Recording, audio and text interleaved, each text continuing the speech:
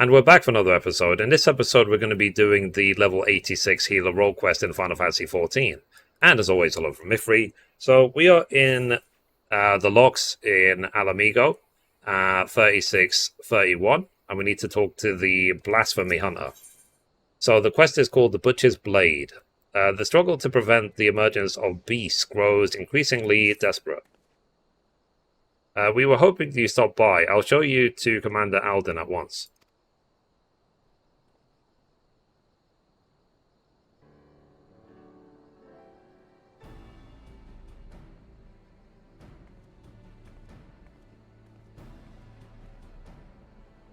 So, you're a welcome sight as always, Mithrie. Aye, and lots happened since last we spoke. We Silver Griffins have been keeping busy. Have I and my men, but I'm afraid that we've little to show for our efforts. Although we've been searching high and low for the blasphemy, we've seen neither hide nor hair of it. Unfortunately, everyone else had better luck. We've received reports of lesser beasts throughout Girabania, and putting them down is as important as hunting the blasphemy that got away. To complicate matters, rumours have been circulating that these beasts were the Skull's kin. While this was true of the recent incident in Alagana, we cannot have people jumping to conclusions, given what they might feel tempted to do. It has been suggested that we take these individuals into custody for their own protection as much as the safety of others, but that would only isolate them even further and give credence to the rumors. And the recent unrest has hindered the efforts of the Silver Griffins to no end. Therefore, I ask that you aid them in their endeavors and see if there is aught that can be done. Also, you'll be joined by another volunteer. Try not to be too surprised. I felt my ears burning. Uh-oh.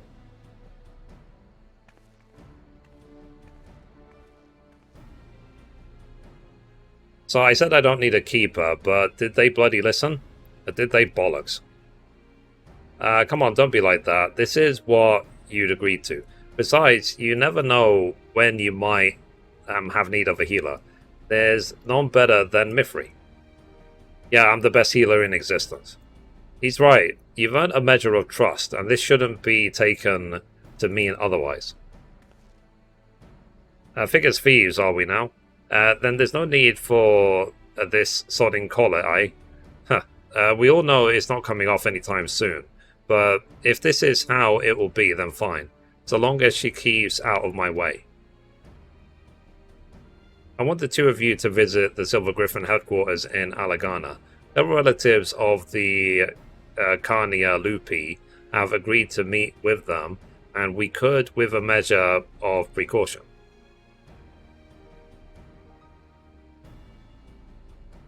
If anyone so much as mentions the skulls, I'll deal with it, understood? Let's get this over with.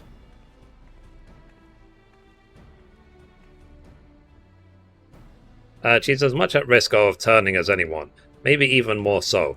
You don't need the echo to see the weight she's carrying. As she's still not got a handle of her own echo either. Sometimes the visions come without warning and with such force that it's all she can do to stay standing. There's no telling what might happen when she comes face to face with the family of her former comrades. So look out for her, please. I wish there's more I could do for her myself.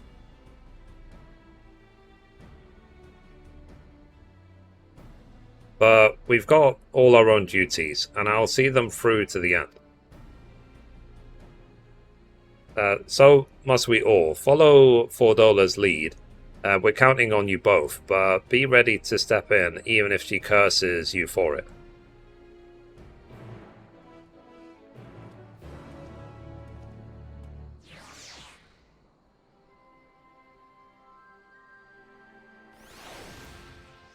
Alright, so now we need to go to Alagana, so let's teleport straight there.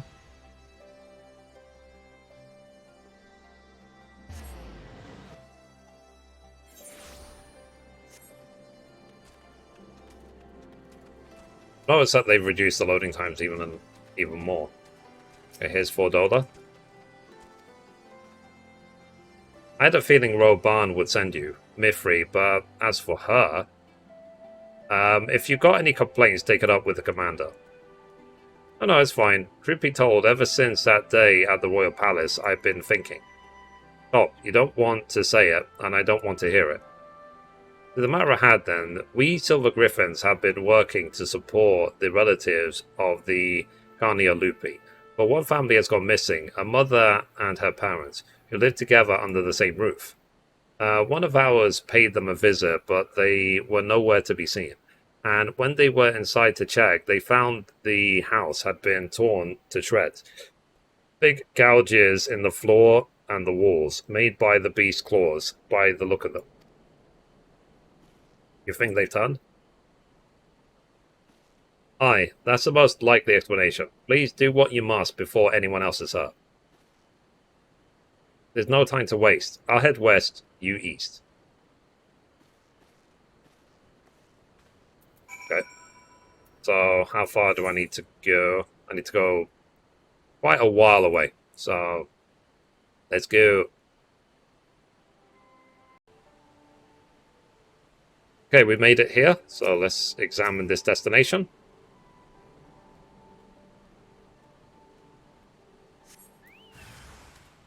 Okay.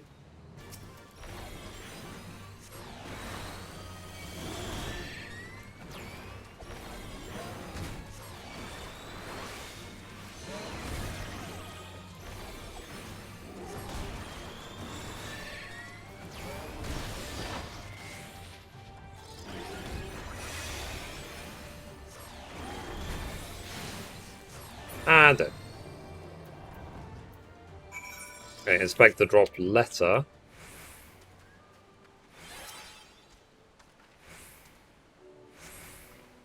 So in the dirt, you find an envelope containing a crumpled, tear-stained letter.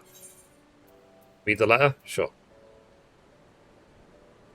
So, dear mother, I hope this letter finds you well. Time is short, so I must keep this brief.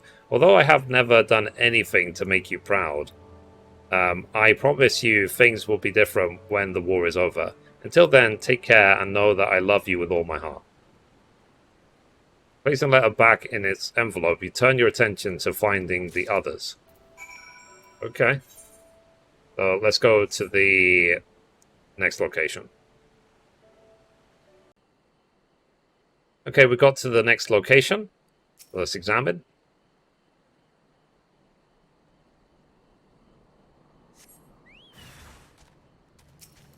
Okay. Let's get it.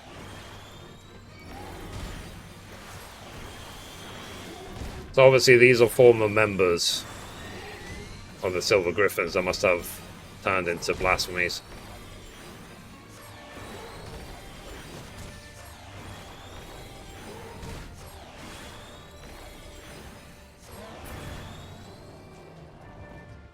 Cool. Alright, let's this time worn wedding ring. So you discover what appears to be a wedding ring with the name and the date engraved on the inside. Seemingly no more clues to be found. You decide to report to Ragnfrid. Okay.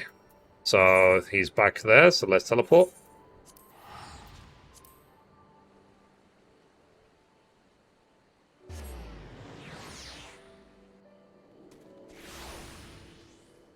Alright.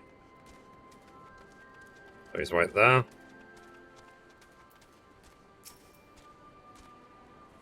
So, were you able to find anything? Yep, so here's the crumpled letter and the wedding ring. Right. Let me put the camera somewhere useful. Then it is as we feared.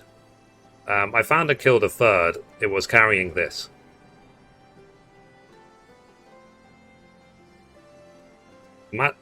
A matching ring. I'll deliver these effects to the next of kin and arrange a funeral. Or as close to one as possible under the circumstances. There's no changing the past. We'll always carry it and the scars. But no matter who we were or what we did, we're Alamegans, then and now. The Empire was our enemy then, and now it's despair. Good words and deeds will serve us best in this fight. Weapons even an old man like me can yet wield.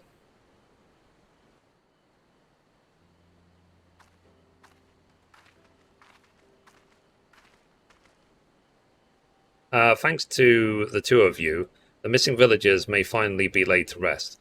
I and the other Silver Griffins will redouble our efforts to prevent any further tragedies. I've finished checking the wares, sir. Everything's in order. Good work. Take a rest, lad. You've more than earned it. Keep this to yourselves, but Urvat's younger brother was a member of the Carnia Lupi. He's exactly the sort of person we're trying to help. Like many of the others, he was reluctant to talk to us at first, but after we'd gained his trust, we were able to help him find work. He's taken to it well.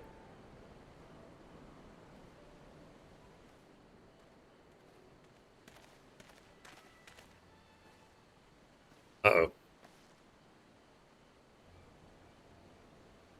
It's her, the butcher.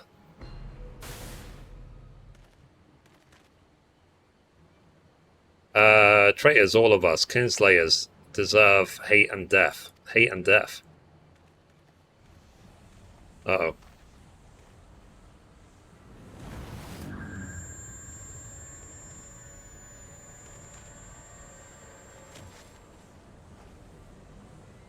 Get back, get back.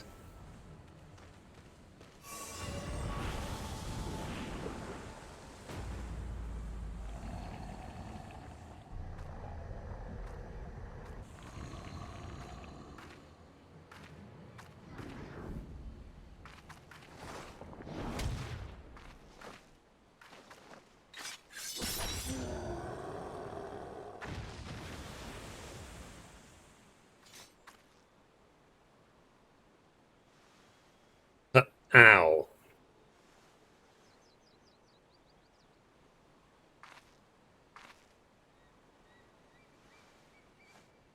Stay away from her.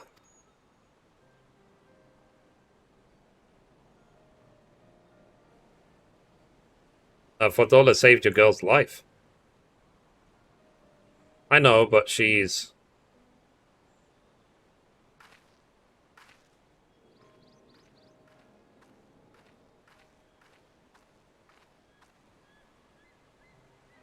It happened in an instant. That poor lad.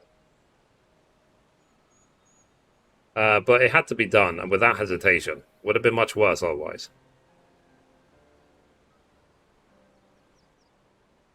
Would you go after Fordola and see to her wounds?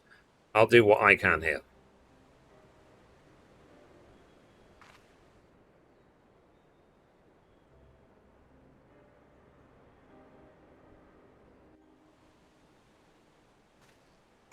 Alright. So... how far did she wander off? Yeah, not too far. Hopefully we'll be able to catch up to her very quickly. Where is Fordola? There she is. I'm fine. Leave me be. I said I don't need your help. It's not only injuries I'm worried about. I'm a healer. Let me do my job. Gods. You're like a dog with a bone. Go on then, and make it quick.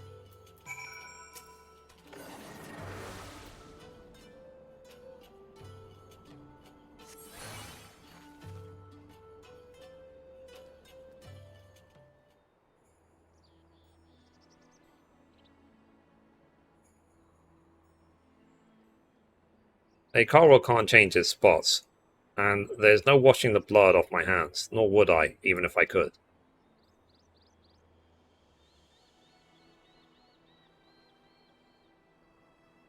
Taking Gargalian's deal was the first choice, but not the last. Like the first kill, the hardest, every choice after that came easier and easier, until I stopped counting, stopped caring.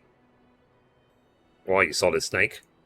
You tell yourself it's right, it's for the greater good. You give the order, feel the ground tremble as the cannons fire, And when the dust settles and your own men are buried beneath the rubble, and you tell yourself, uh-oh, me too. Yeah. Mustn't give in. I won't let it take you.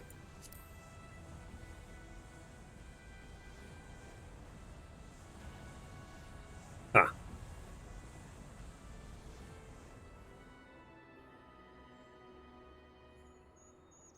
That man in the village, I saw his past. I'm the one who killed his brother.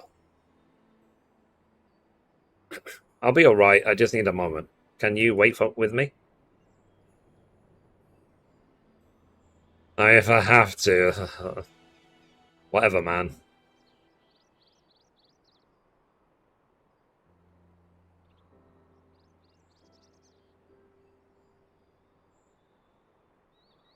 Everything the skulls fought for, the sacrifices we made, the things we did, in the end, it was all for nothing. Sometimes I look back on the road I walked and the bitterness I can still taste, and I wonder, if I'd grown up in another time, another place, would I have done the same to different people? Was it always in me to be me? All I know is everyone would have been better off if I'd never been born.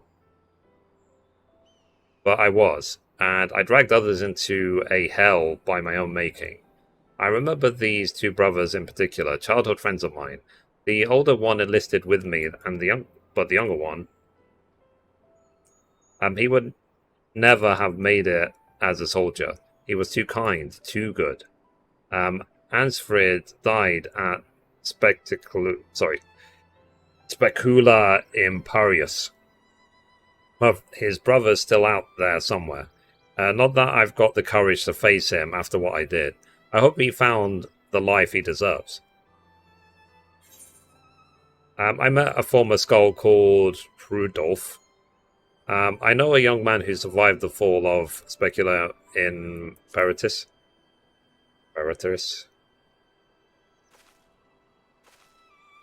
Who? Did you get his name?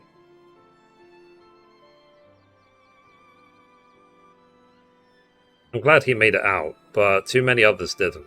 Too many others still need our help. I helped make this blasphemy, and by Rauga, I'll kill the bastard if it's the last thing I do. Anyway, that's enough out of me. I'll be heading back to the city to make my report. I suggest you do likewise.